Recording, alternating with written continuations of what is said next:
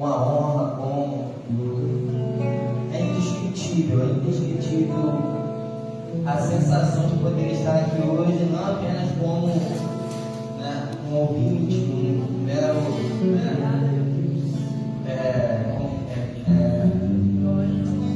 adepto das coisas do reino de Deus, mas como um integrante dessa família, da parte aqui da Ebenezer Missões, como um integrante do exército, das fileiras do exército de Cristo. E isso para mim me traz muita alegria. Bem sabemos, bem verdade é que nós estamos aqui hoje, nos alegramos na presença do Senhor, mas também tem uma data específica que está sendo aqui honrada, que é o aniversário do templo. Quando eu olho para esse templo, Samuel, eu não consigo olhar para esse templo e não lembrar do nosso saudoso pastor Oswaldo Silva, meu pai, eu tive um período muito longe das coisas do reino de Deus, passei por coisas que não é novidade para ninguém aqui, por onde eu andei, pelos caminhos que eu permeei por esse período, mas bem verdade é que em muitas das empreitadas do pastor Oswaldo eu estava aqui com ele. A exemplo disso na colocação desse som da última vez que ele participou de uma festividade nessa igreja, o cuidado dele com a caixa, que tinha que estar na posição certa, o cuidado dele de saber que tinha que esconder o filho ali. Não estou dizendo aqui que outras pessoas não têm esse amor, mas ele era, ele era categórico, ele era específico. Quando eu coloquei aquela letreira azul aqui, todo o tempo que ele vinha daqui, sempre ele achava uma crítica, Ele, não tá legal, tá parecendo filho, não tá legal, vamos fazer um furo com a furadeira, E por isso eu entendo, não o perfeccionismo humano dele, mas eu entendo a essência que ele tinha dentro dele, porque esse mesmo carinho que ele tinha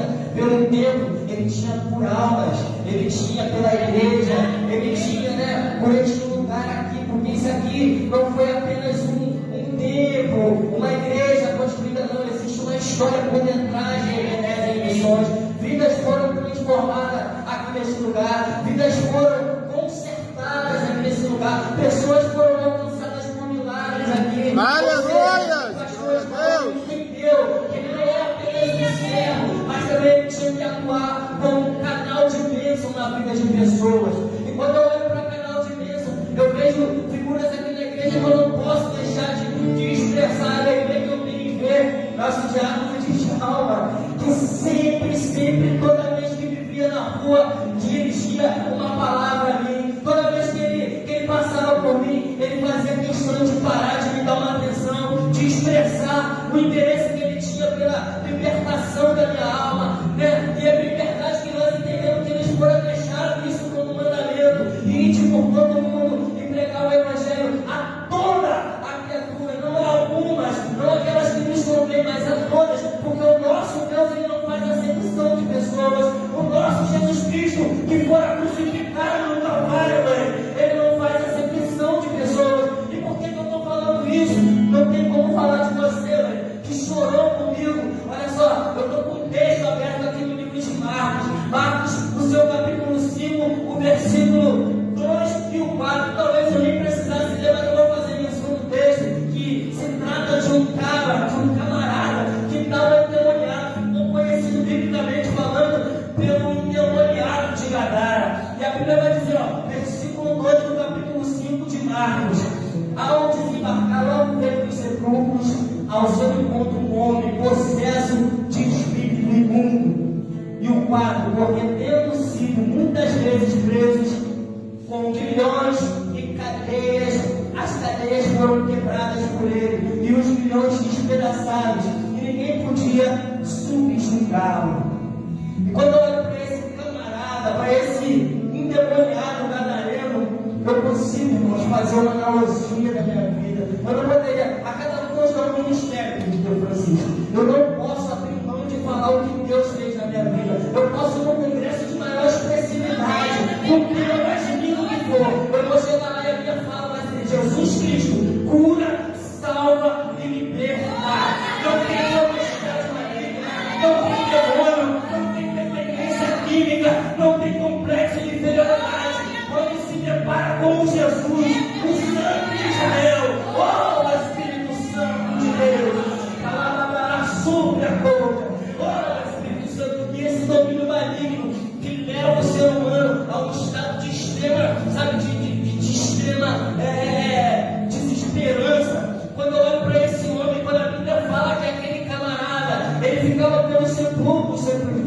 Samuel. Ele ficava isolado, sabe? Ele andava sozinho, de noite, de madrugada. Não tem como, gente, eu não falar de mim, porque eu vivia no meu sepulcro pessoal, dentro da minha casa, dentro de um quarto. Ninguém tem acesso a essas informações se eu não abrir minha boca para falar. Enquanto as pessoas estão lá fora agora, jogadas dentro de um quarto, talvez com um prato de cocaína, talvez aprisionado num castigo que destrói a vida da humanidade. Enquanto as pessoas que foram chamadas a pregar esse evangelho estão fazendo essa missão, quando não estão olhando com olhos de desdenho, quando não são capazes de fazer como o presbítero de Jamontinha fez comigo. Eu te amo, filho. Eu vejo em você um grande ministério. Eu vejo esperança. O que tu quer dizer com isso, Leandro? Que é para você abraçar essa causa, meu amigo. Nós estamos aqui em uma consagração. Eu não vejo um ímpio aqui. Eu só vejo um crente. Eu poderia usar essa palavra para tentar convenção ímpio, Senhor.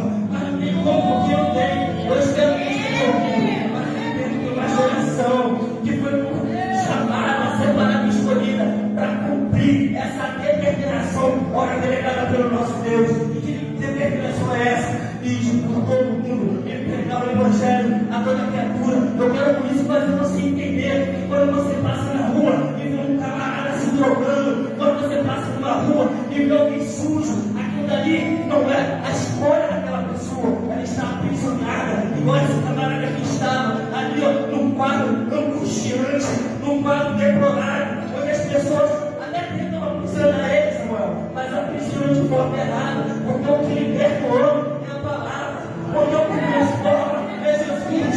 Essas pessoas, elas estão tentando aprisionar ele, pegando palavras de maldição, é safado, é sem vergonha, não tem mais jeito, dá processo, mas há o poder do sangue de Jesus, porque quem vem na igreja não é consideração, sabe?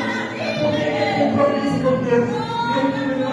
Oh Jesus, meu maravilha desse evangelho é que Deus tem compromisso com ele. Porque um dia, dentro do meu quarto, sozinho, eu tive o privilégio de receber como testemunhado aí a visita de Jesus. Oh, Espírito Santo de Deus!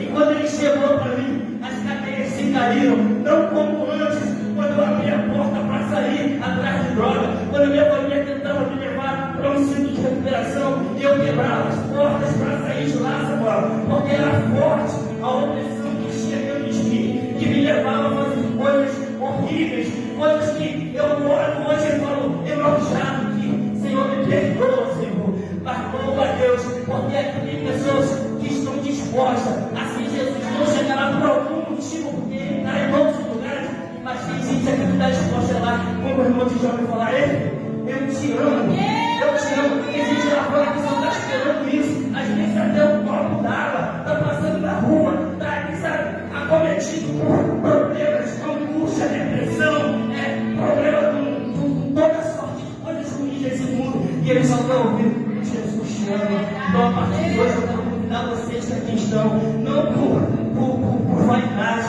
mas eu quero convidar vocês que aqui estão a se doar para esse evangelho, para ir mesmo, como fosse, toda vez que você passar até que sente um pensamento por alguém nessa situação, libera uma palavra de bênção para essa pessoa. Deus pode te curar. Eu poderia estar aqui fazendo menção de um texto lindo, usando a teologia, seja lá qual fosse a classe que eu poderia estar pregando aqui, apregoando aqui, mas não. Deus me trouxe aqui hoje para nos lembrar, para te lembrar, para me lembrar que Jesus cura, Jesus salva, Jesus liberta.